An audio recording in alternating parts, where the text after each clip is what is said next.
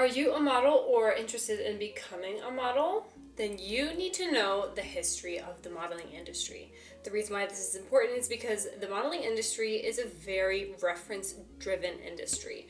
Whether it's pop culture history or specific models and designers that you need to be aware of, history is something that is very heavily relied on in this industry. So I wanted to break down the history of the modeling industry so we can all have that understanding and use this video as a reference for general knowledge on how the modeling industry came to be. Now, this video is not going to go into the pop culture or specific models and designers types of references. This is specifically a history of the timeline, not focusing on any people in particular, but if you would like a video on more of those types of references, let me know. I can make another video where we can talk specifically about the most important models and designers to know and the most important pop culture references to know for photo shoots while you're working in the industry. So it might seem obvious, but the very first models were used to model for portraits, for paintings. And it wasn't until the 1840s that the concept of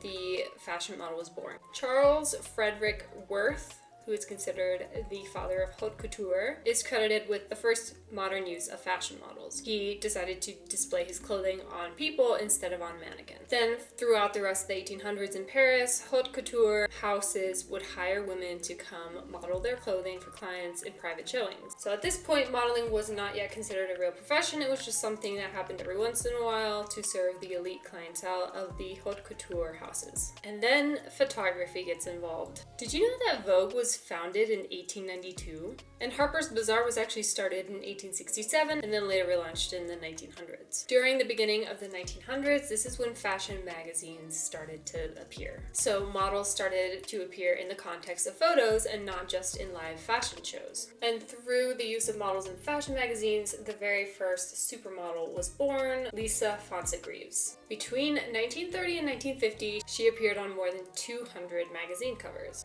Along with the rise of the fashion magazines, the first modeling agency was opened in New York City in 1923.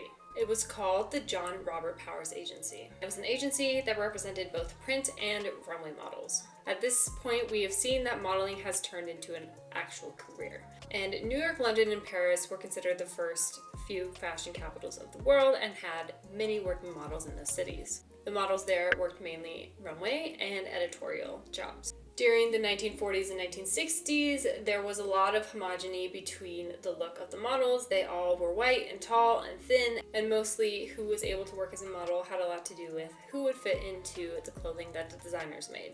The sample size, if you will. They had to have the right measurements to fit into a couture garment.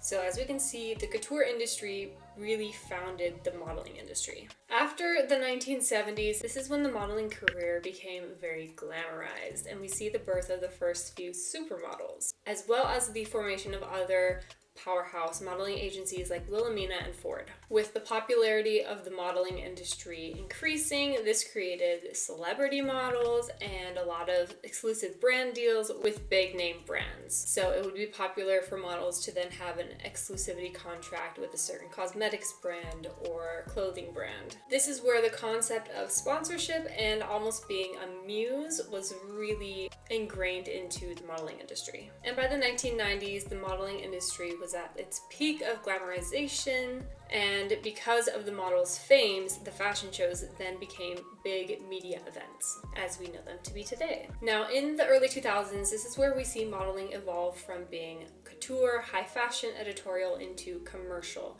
because at this point, with the internet and e-commerce being all the rage, commercial and catalog modeling booms in this era. During these years, the supermodel concept also kind of fades because the modeling industry kind of becomes more pedestrian and less aspirational. At this point, it seemed like with all of the hype over the modeling industry, a lot of people just starting to tap into it for cash grabs, and it kind of damaged the overall image of the modeling industry. Not that it had a very good reputation to begin with. The drama didn't help, and the resistance of diversity also didn't help. The 2010s led to a huge shift in the modeling industry because in the 2010s we see the birth of the influencer. We see people who are being used in roles that traditionally were for models who are not models. There's almost a broadening of who can participate in this industry. And not only is that a really good thing to make this more accessible and show people like, hey, this isn't so exclusive, but it also made it harder for the traditional models to then get work